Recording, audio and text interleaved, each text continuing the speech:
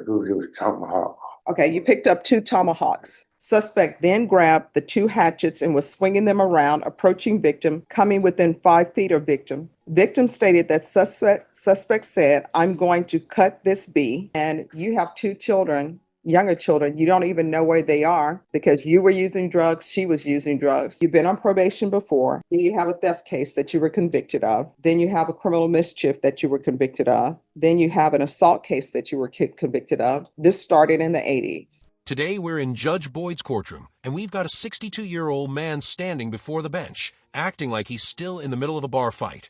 After 6 decades of life, you'd think he'd have a handle on the basics of staying out of trouble. But somehow, he's right back here. And honestly, it's wild to see someone this age still moving this recklessly. He's not just here for a hearing. It feels like he's putting on a whole performance. And you can tell Judge Boyd is running out of patience fast. At this point, excuses like, "I didn't mean it," or "I wasn't thinking," just aren't going to cut it anymore. Oh, the real question is, how does someone with this much life experience still make mistakes like this? Let's get into it. Do I have parties announced, please? Rick Pena for the state of Texas. Bob Roebuck for Glenn White. And are you Mr. White? Yes, ma'am. All right, you entered a plea of no contest on May 27th. According to your plea bargain agreement, punishment is to be assessed at a cap of 6 years in the prison. There's a $1,500 fine, affirmative finding of deadly weapon. This is to run concurrent with 2025 CC 005111, and there's an affirmative finding of family violence. Have both parties had a chance to review the PSI report? State? Yes, Your Honor. Defense? Yes, ma'am. Any objections? State? Not from the state. No Defense. objection. All right. Any witnesses from either side? No. Any witnesses? None from the state. All right, then, state, let me see, I believe you may be opposed. Just one moment. I was silent, Your Honor. All right, you're silent. All right, you may be excused. Thank you, Your Honor. All right, counsel, I'll hear your argument. Judge, Mr. White's had some issues in the past. He said it's different this time. He spent time in jail. It's helped him develop a new outlook. He told me he's going to follow your instructions. If you give him probation, he'll never be back here again. We like the recommendations, the probation, outpatient treatment, weekly drug testing. He's had a drug problem. He needs to address that. Also, the 180-day jail sanction is a good idea. We're in agreement with all of that.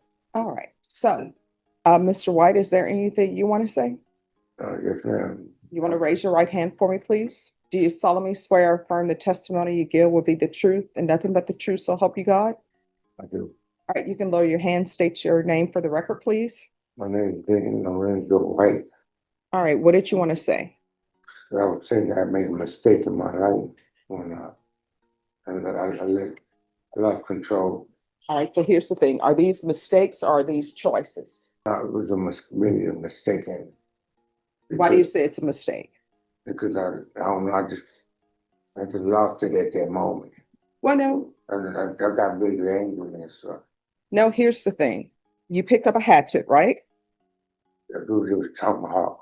Okay, you picked up two tomahawks. Did you think it was something else? Or did you know it was a tomahawk? No, it was tomahawk. I just grabbed them and I wasn't thinking. All right, so you grab two tomahawks. And according to this, it's with this Monique Gant, Yes. someone that you've used drugs with. I don't know why you all are still together because I read the PSI report and you have two children, younger children. You don't even know where they are because you were using drugs, she was using drugs. You didn't get your life together with CPS and your rights ended up being terminated and you're still with this person. So according to this, it says, because I want you to tell me where the mistake is. Victim stated that suspect, that's you, arrived at the location to charge his car battery. Suspect saw victim's car and went inside the house to take groceries that the victim bought. Suspect put two hatchets on victim's car. Suspect then grabbed a pole that was on the ground and tore through victim's taped up window and attempted to grab things from her vehicle. Suspect then grabbed the two hatchets and was swinging them around, approaching victim, coming within 5 feet of victim. Victim stated that suspect said, "I'm going to cut this bee," and noticed witness standing behind her. Victim stated that suspect walked to the neighbor's house and dropped off the 2 hatchets at the neighbor's house. How do you accidentally grab 2 hatchets and start swinging them? That's not a slip up. That's a situation getting out of control fast. I wasn't thinking clearly doesn't hold much weight when things escalate to that level. That's not a momentary lapse. That's dangerous behavior, and the judge isn't buying any of it. She's seen this type before, the defendant who thinks confusion or charm is enough to soften the situation. It's not there's a clear line between a mistake and a serious threat, and this crossed IT to AT62. You'd expect a level of control and awareness that just isn't showing up here.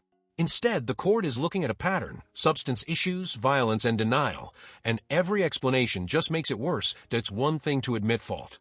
It's another to downplay what happened, and that's exactly what he's doing. The state didn't have to push hard here. The facts already made the situation clear.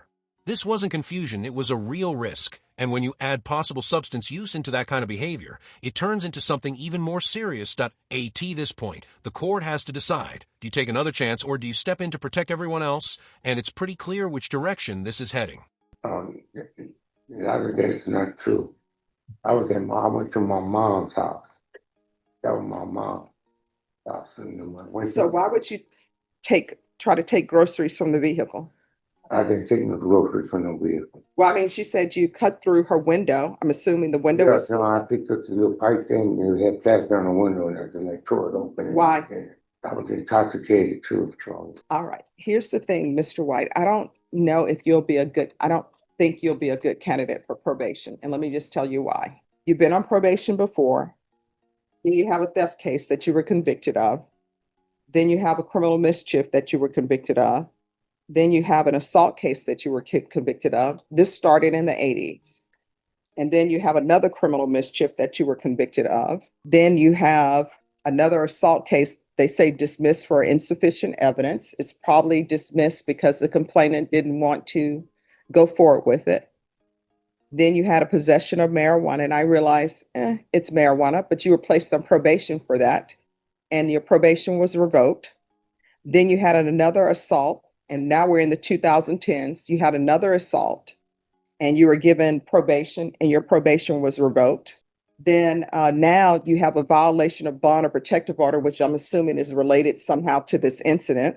Then you had an aggravated robbery case that was rejected. I'm not even considering that because it's rejected. I don't know why it was rejected. Then you had dealing cocaine. You were sentenced to state jail facility. Then you had another dealing cocaine and you were sentenced to prison. Then you had a burglary with intent to commit theft by force, and you received 15 years for that. And then you had another manufacturing delivering. You did time for that. Then you had an aggravated robbery. It was dismissed for missing witness, injury to the elderly, dismissed, missing witness. And now you're here before me. How old are you? I'm going to be 62 years old. All right. So I don't think you're a good candidate for probation. Can I say something? Sure. See, I've changed my life. My mom got sick now. I'm old too. And I don't know if I had that much time left in my life. I really want to see my mom. She's in her 80s. If I go away, she will pass away. That's all I have in my life is my mom. All right, so here's my question for you. And I'm not trying to be cruel, but you knew about your mom. Why would you do this, knowing about your mom? Well, my mom just got sick recently since I've been locked up. Mm-hmm. I was just here started since I got locked up. She's been in the hospital in and out about 4 or 5 times. She had a minor heart attack. I didn't think it was going to be like this. Well, I mean, these are things we need to consider, right? Yes, ma'am. All right, this is what the court is going to do. The court is finding you guilty. There's an affirmative finding of deadly weapon, affirmative finding of family violence. The court will sentence you to 5 years in the prison, give you credit for any time served. This is to run concurrent with 2025 CC 005111. There's an affirmative finding of family violence, and there's to be no contact with Monique Gant, Gant, and the court will recommend the therapeutic community. Did you review the document entitled Trial Court Certification of Defendant's Rights to Appeal with your attorney? Did you understand it and sign it? Yes. Because this is a plea bargain agreement, because I followed your plea bargain agreement, and because you waived your right to appeal, you do not have the court's permission to appeal. Because this is an affirmative finding of family violence and also a felony conviction, you're not allowed to own or possess any weapons or ammunition. If you have a question over what a weapon or ammunition is, you'll need to speak to an attorney. All right, we can go off the record. Here's the thing, Mr. White, your history doesn't look good, right? And sometimes I look at that, right? And I have to look at that because I have to consider everything. And so I'm looking at your history, and your offense is escalated. And then you have different issues where you are placed on probation, your probation gets revoked.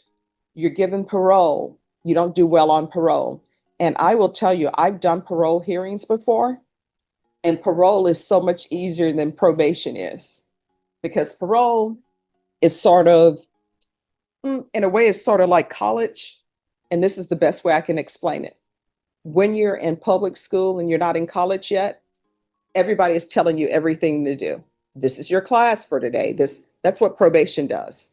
When you get on parole, what they do is they don't tell you, you need to do this, this, and this. They just give you a sheet of paper. You have your freedom. And on parole, if you report, call them whenever they want you to call and do a drug test and get employment, they're happy. They're satisfied.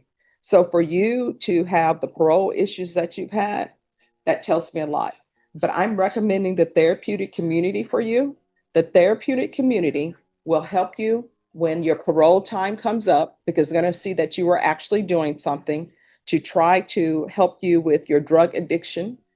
Because when people are looking at whether or not to place you on parole, and I've done parole packets for my clients in the past too, they want to know if they place you on parole, is this a person who's not going to commit any more offenses? So you need to be working on a plan. Like, I'm going to be doing sober support meetings. This is where I'm going to be doing them. This is where I'm going to be living. I'm going to be stable. This is how I'm showing you that I'm going to be stable. That's what you'll need to do for them, okay? All right, good luck to you, sir. His record goes back decades, over 40 years, and he's still standing here asking for probation. That's not confidence. That's a complete disconnect from reality. This is someone who's been given chance after chance, and nothing has changed. At a certain point, it stops being about turning things around and starts being about preventing more damage. You can feel it in the courtroom. The patience is gone, the excuses have run out, and whatever sympathy was left just isn't there anymore. And what's striking is that he still seems to act like he's the one being treated unfairly, as if all of this just happened to him. But this is where the system draws a line. Not everyone chooses to change, and when that happens, the system shifts from giving chances to setting limits. So now the question is, was 5 years enough for someone with a history like this? Or should the judge have gone even further? Let me know what you think in the comments. Thanks for watching. Don't forget to like and subscribe, and I'll catch you in the next one.